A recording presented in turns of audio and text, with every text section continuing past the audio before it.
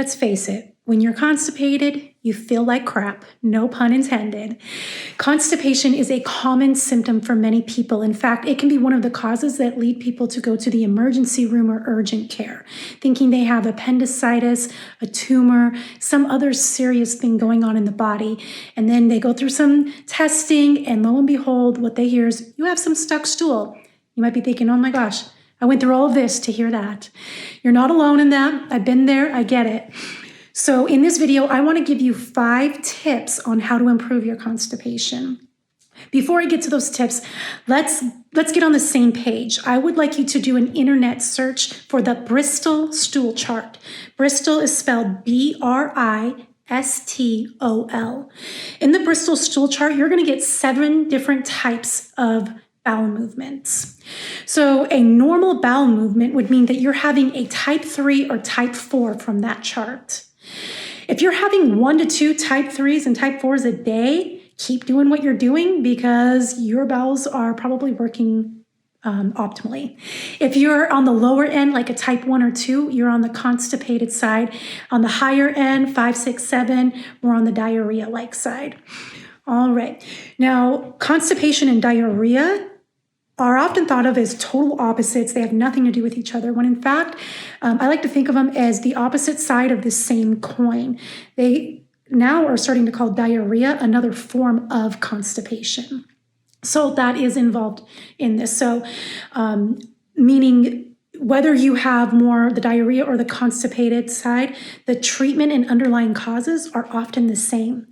And notice I said underlying causes. Constipation is a symptom of something deeper going on.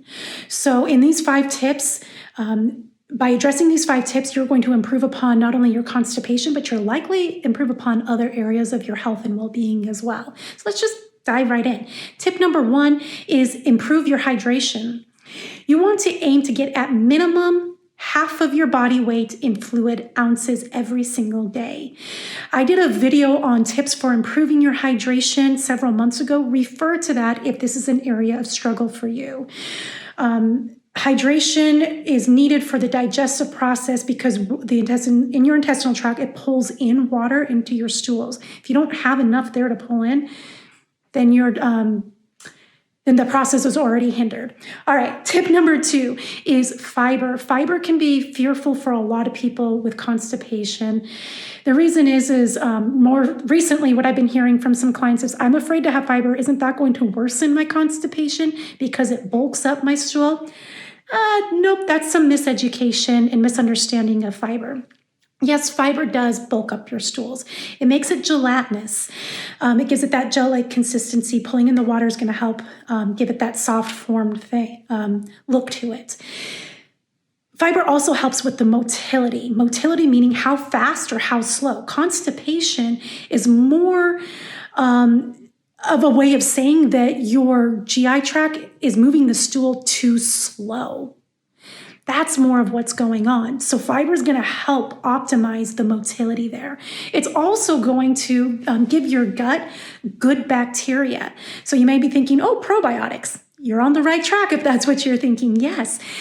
Fiber can help give you that good bacteria, meaning you may not need to take a probiotic supplement. If you're curious on whether or not you should, I did a video on probiotics. Refer to that because there's a time and a place to take them, but not everybody needs to take them, and you certainly don't need to take them all the time. I encourage people to get those bacteria through their food. That's why if you work with me, you might hear me say food first, supplement second. All right. Tip number 3 is vagal toning. When we're talking about vagal toning, we are talking about your nervous system. Earlier, I mentioned motility. Motility is, we're talking about your nervous system when talking about motility. So your nervous system is an electrical messenger, right? In your gut, you have the enteric nervous system, which communicates with your vagus nerve, which is one of the largest nerves in your body. It's the 10th cranial nerve, so it comes from the base of your brain here, and it communicates with below the neck.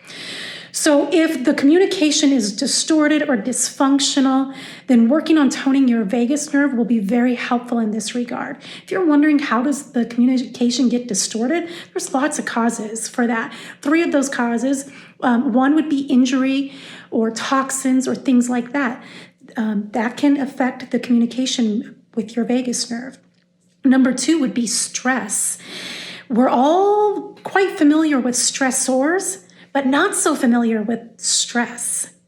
If you're curious on what I mean by that, I encourage you to watch our video on completing the stress cycle. It's in our YouTube channel. You can learn more about that there. Number 3, the reason, and one that is often overlooked, is past trauma. Especially with people who have chronic and severe constipation, past trauma plays a big role in this. And if you're thinking, well, how could that be? Well, when you go through those traumatic experiences, you can get stuck in a dominant sympathetic state, meaning fight, flight, freeze. And when you're walking around and trying to live life in that state, lots of things in your body are going to not work optimally. In this case, your digestion isn't going to. You might find people who are more aggressive that are stuck in that kind of a state, or more like jump at everything. Lots of different things there. Anyway, working with a experienced trauma therapist can be very beneficial in this case. So there we go.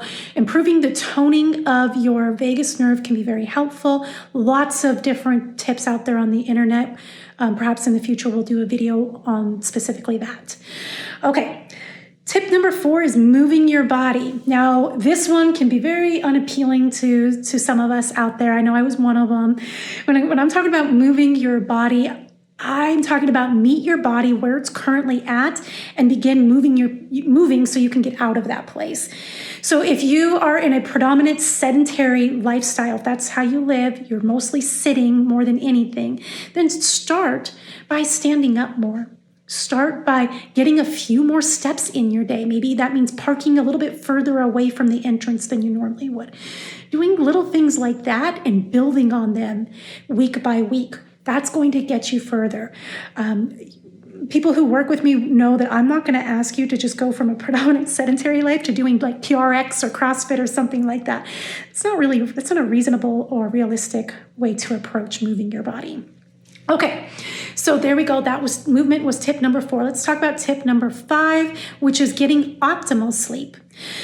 When I talk about sleep with people in the very beginning, most people will say, I'm doing pretty good in that regard. I'm getting my, 7 to 9 hours. But when we dig a little deeper, they're waking up exhausted, waking up unrefreshed and things like that. Optimal sleep isn't just number of hours, it's the quality of how you spent those hours. So there's a lot to learn about sleep. I did a short video on 5 tips on optimizing your sleep, and I gave a resource in that video to learn more. I encourage you to refer back to there if you're interested in learning more. Now, why is getting optimal sleep, how will that impact constipation?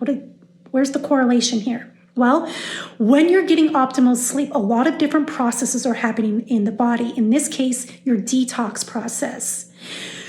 In the detoxification process, you have different detox pathways. Your bowels is one of those pathways. And if it's not open, meaning you're not having 1 to 2 soft form bowel movements every day, then your detox pathways are not optimal, meaning you're not optimally eliminating toxins from your body. So if you're constipated and stool's just sitting there in your colon, you now have all of those, what I would now call old toxins in your body that are going to be reabsorbed and recirculated throughout your body. So now you're getting an influx of old toxins, and then you're going out in your day and you're getting new toxins from your environment or things you're putting on or in your body.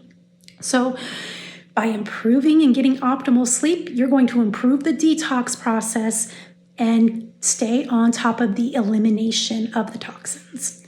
Okay, those are the 5 tips. If you listen to this and you're thinking, I've done these already, they have not been helpful, then it might be time, it is time for you to reach out for some help. If that's a frustrating thing for you to hear because you've already reached out for help and now you're like, I'm just going to do this all on my own, I was you, I've been there, then what I want that to tell you is that it's not that you have to do it on your own. You just haven't found the right clinic for you yet. Be persistent. Know that you are worthy in finding the team of people to help support you. And notice I said team of people. There's a reason why so many people do better long-term when they have not just the doctor on their side, but maybe a coach or a nurse or other people there with them on their team. More minds, more hearts dedicated to leading you toward your goals, to empower you, to then take the reins and be your own leader, to help educate you, to learn from you and you to learn from them. It is such a powerful thing to work with a team. So I encourage you to stay persistent, hold on to knowing that and feeling that you are worthy, and find the help and get what it is that you need to create the balance in your body. All right, guys, I enjoyed giving you this information. I hope you find it useful, and I look forward to seeing you again soon.